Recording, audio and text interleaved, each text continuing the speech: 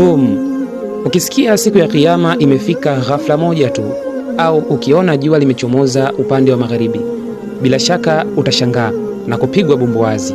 Basi katika Uislamu siku ya Ijumaa inashikilia matukio makubwa ya kihistoria na kidini.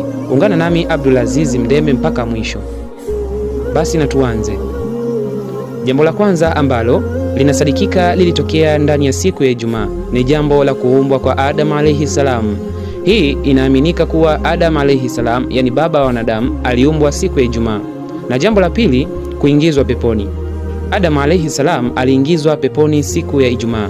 Na jambo la tatu ni kutolewa peponi au kutoka peponi. Tukio la kushuka kwa Adam kutoka peponi pia lilitokea siku ya Ijumaa na kuletwa chini ya ardhi.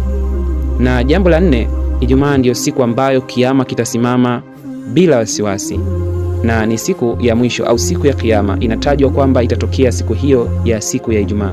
Na jambo la mwisho na la tano, ufafanuzi wa sura. Baadhi ya wanazuoni wanaelezea kwamba baadhi ya sura za Qur'ani zimeteremshwa siku ya Ijumaa zikisisitiza umuhimu wa siku hii.